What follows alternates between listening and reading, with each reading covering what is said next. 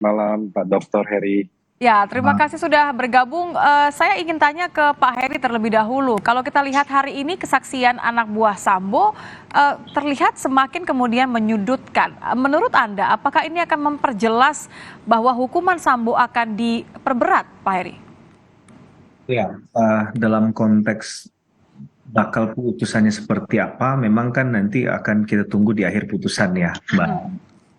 Tapi dalam prosesi ini, dalam proses berjalannya penegakan hukum di persidangan, penting untuk kita meng-underline fakta-fakta hukumnya. Bahwa fakta hukum yang dari awal proses sidang kaitannya dengan obstruction of justice, bahkan saksi-saksi yang dihadirkan dalam sidangnya Pak Sambo, itu semua merujuk pada jawaban bahwa mereka hanya orang yang disuruh melakukan, begitu ya, atas perintah yang dilakukan oleh Pak Sambo. Saya nggak akan mengatakan ini perintah jabatan karena pemaknaan saya terhadap perintah jabatan tetaplah sama, tetap konsisten bahwa perintah jabatan itu tidak boleh melanggar ketentuan undang-undang dan juga agar ini bisa transparan, bisa akuntabel, maka pertanggungjawabannya tadi itu biasanya bentuknya adalah tertulis, jadi tidak lisan sifatnya. Karena kalau lisan kita akan debatable nanti Mbak Nitya. Ya, jadi secara administratif jelas begitu ya kalau perintah jabatan. Anda melihat ini benar-benar jadi ketika yang dihadirkan adalah para terdakwa obstruction of justice, tapi ada juga anggota Polri yang memang dianggap melanggar etik. Itu kaitannya dengan dakwaan ini bahwa ada skenario bahwa mereka hanya mengikuti perintah. Ya, yang penting sebenarnya begini ya Mbak Nitya, bahwa setiap orang boleh berdalil apapun, boleh melakukan pembelaan apapun, tapi setidak-tidaknya jangan lupakan fakta-fakta hukum yang ada, ya, bahwa dalam konteks ini misalnya obstruction of justice ada upaya untuk menghilangkan barang bukti. Nah, penyidik secara umum logika dasarnya pasti memahami bahwa yang namanya alat bukti, barang bukti itu penting ya. Pasal 9 KUHP ada istilah instrumenta delicti dan ada istilah corpora delicti ya, bahwa apakah itu bagian dari kejahatan menggunakan alat kejahatan atau dia bagian dari hasil kejahatannya, dan itu sama-sama penting Mbak Nitya. Tidak boleh dia diupayakan untuk dihilangkan dengan alasan apapun demi kepentingan hukumnya tadi. Karena dengan konteks bahwa ada upaya untuk menghilangkan, maka akhirnya yang terjadi adalah kebenaran materialnya tidak terbukti di pengadilan. Nah, ini kan kemudian dimasukkan dalam ketentuan pasal obstruction of justice tadi. Jadi dalam penegakan hukum perkara ini juga tidak berdiri sendiri, sehingga kasus obstruction of justice, kasus 338, 340 KUHP-nya Pak Sambo, itu harus dibaca secara utuh. Kalau saya katakan harus dibaca dalam satu helaan nafas. Nggak boleh dia dipisah-pisah tersenggal-senggal begitu ya, sehingga nanti hakim nggak bisa menilai ini. Sehingga tadi kan ada beberapa saksi yang kemudian menjawab dengan mengatakan ya sebenarnya mereka ya korban juga, karirnya masih dikorbankan begitu ya. Tapi di sisi yang lain juga kita harus mengingatkan bahwa ya hal ini nggak boleh terulang, hal ini nggak boleh diberikan pemahaman yang mengatakan bahwa ya dengan dasar itu kalau atasan memerintah berarti boleh melakukan apa saja. Jadi pesan harus jelas dalam persidangan ini, jangan sampai karena terbawa dengan ya kita bisa memahami, kita bisa berempati terhadap mereka yang dalam proses ini ya. Tidak boleh keluar dari fokus, tidak boleh lupa bahwa memang ada yang menjadi korban begitu ya. Saya ingin ke Bung Roni, kalau misalnya Anda melihat ini kan Eliezer sebenarnya sudah cukup jelas kesaksiannya dari awal apa. Tapi kalau kita lihat dari kesaksian hari ini, ada optimistis tidak ini akan kemudian menguntungkan klien Anda? Iya Mbak Nit, kalau kesaksian hari ini yang kami ikuti, ini pertama yang dari awal persidangan ini saya sampaikan terkait dengan relasi kuasa. Kedua mengenai patuh dan taat. Jadi di sini dalam persidangan hari ini kami melihat bahwa terkait patuh dan taat ini sudah sangat jelas ya.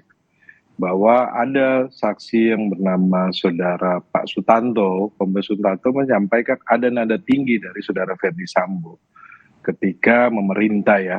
Nah dalam hal ini kita melihat bahwa keterkaitan dengan posisi dari Baradae ya, Richard Eliezer, bahwa yang pertama kita sampaikan relasi kuasa sudah terungkap di persidangan ya. Beberapa saksi sudah sampaikan, kemudian persidangan di terdakwa di tempat lainnya juga sudah disampaikan.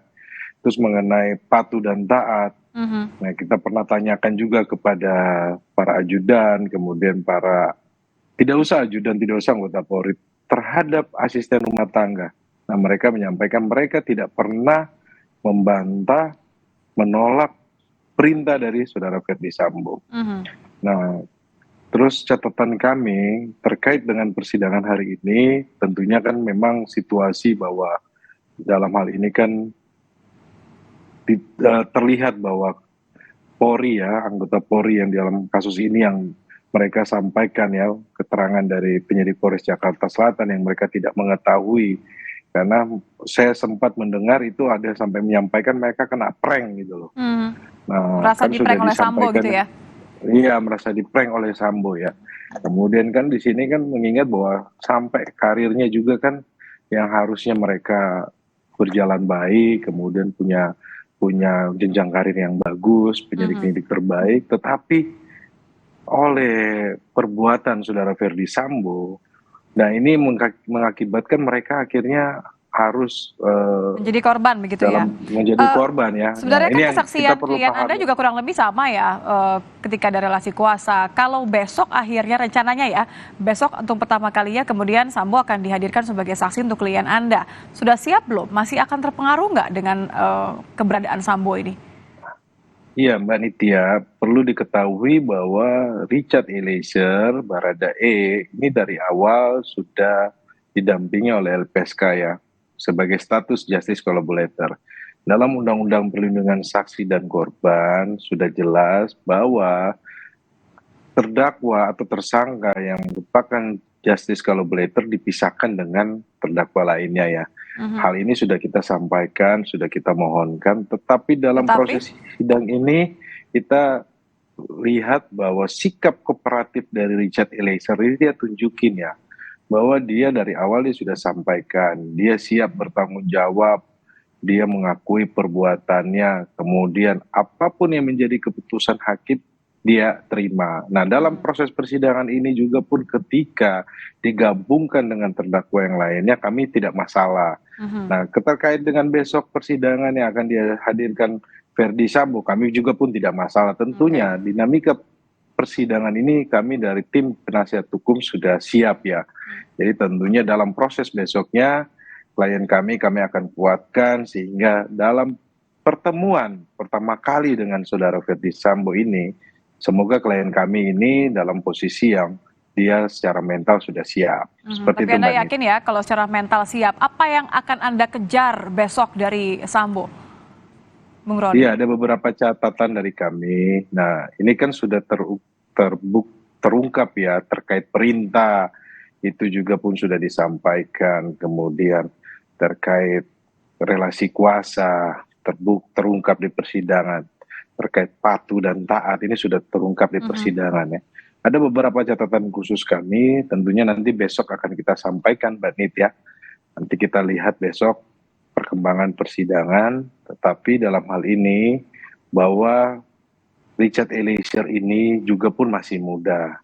Dia juga punya masa depan yang saya sering ulang-ulang sampaikan ya, bahwa dari awal kita belum mendengar bahwa Saudara Ferdy Sambo meminta maaf kepada Richard Eliezer. Nanti kita lihat besok. Apakah Saudara Ferdy Sambo juga pun akan meminta maaf kepada Richard Eliezer. Jadi jangan peristiwa pidana ini hanya sepotong-sepotong saja. Ya, seperti yang tadi Pak Heri katakan ya, jangan dilihat secara sepotong. Saya ingin ke Pak Heri. Kalau dalam kondisi yang tidak ideal, katakanlah tadi sebagai justice collaborator, tapi tetap dihadirkan secara langsung, Pak Heri, apa kemudian yang harus diungkap? Mengingat ini adalah keberadaan pertama kali Sambo sebagai saksi bagi terdakwa 3 orang tadi, Eliezer, Kuatmaruf, dan juga Ricky Rizal. Ya, kalau dalam persidangan sudah sejauh ini ya Mbak, tidak ada kata lain, tidak boleh ada kata mundur ya. Dalam artian harus diteruskan, dituntaskan sampai akhir. Apalagi kalau sudah didalilkan, dibunyikan dari awal. Maka bunyikan tadi itu tentulah harus bertanggung jawab kan terhadap apa yang disampaikan. Nah, saya rasa itu logika sederhananya yang perlu untuk diingat, di reminder oleh semua yang kemudian menyampaikan secara terbuka di muka persidangan, apapun itu. Jadi itu harus dipertanggungjawabkan. Dalam konteks bahwa kembali ke dakwaan 338 atau 340 KUHP, Yang penting sekarang ini adalah bagaimana membuktikan kalau memang ada tidak perencanaan itu. Oke. Ya, perencanaan itu terjadi di mana. Maka orang-orang yang kemudian dihadapkan pada persidangan besok tentulah orang-orang yang pada saat sebelum kejadian, pada saat kejadian dan setelah kejadian itu berada di TKP. Maka menurut saya itu yang perlu dirangkai. Kalau kita mau tarik ini adalah perencanaan, berarti kan sebelum eksekusi itu dilakukan kan, maka siapa orang terdekat yang dikomunikasikan hal ini oleh Pak Sambo? Apakah C, apakah Kuat, apakah RR, ataukah Richard Eliezer? Tapi kalau dari rangkaian cerita Richard Eliezer, kemudian dari RR, dia mungkin orang yang tidak pertama kali mendapatkan informasi utuh itu. Jadi ketika ada orang yang pertama kali dipanggil di lantai 3 misalnya, itu siapa? Apa yang disampaikan di sana? Ini kan menjadi penting ya. Oke, jadi apa yang disampaikan, kapan, kepada siapa, dan siapa saja yang kemudian terlibat dalam perencanaan pembunuhan. Kurang lebih seperti itu yang menurut Anda harus dikejar besok. Terakhir saya ke Bung Roni. Bung Roni, singkat, Anda masih optimistis bahwa klien Anda akan tetap konsisten dengan seluruh kesaksiannya, bahkan jika berhadapan langsung dengan Sambo? Ya, kalau kita melihat persidangan kemarin kan hakim sudah sampaikan bahwa sudah melihat bahwa ini sudah ada perencanaan ya. Sudah disampaikan oleh majelis hakim ketika diperiksa saudara Ricky Rizal dan Kuat Ma'ruf yang keterangannya berbelit-belit tidak sesuai dengan keterangan saksi-saksi sebelumnya. Tidak sesuai dengan keterangan dengan alat bukti lainnya. Nah, ini sebenarnya kan besok nanti ketika saudara Ferdi Sambo ini akan dihadirkan, tentunya kan hakim dan jaksa penuntut umum akan menggali ya lebih lagi mempersesuaikan. Tetapi saya menarik pernyataan dari majelis hakim bahwa ketika saudara Ricky Rizal dan Kuat Ma'ruf berbelit-belit, ketua majelis hakim menyampaikan saya tidak membutuhkan kesaksian saudara saksi gitu lah, karena ini saudara saksi ini tidak sesuai, tidak sinkron dengan peristiwa pidananya ini. Nah, kita lihat bahwa besok apakah nanti akan disampaikan oleh saudara Ferdi Sambo. Seperti itu, Mbak Nit. Baik, terima kasih pengacara Richard Eliezer, Bung Roni Talapesi, dan juga pakar hukum pidana Heri Firmansyah. Terima kasih sudah bergabung di Kompas Malam. Selamat malam Bapak-Bapak, sudah bergabung sama kami. Terima kasih.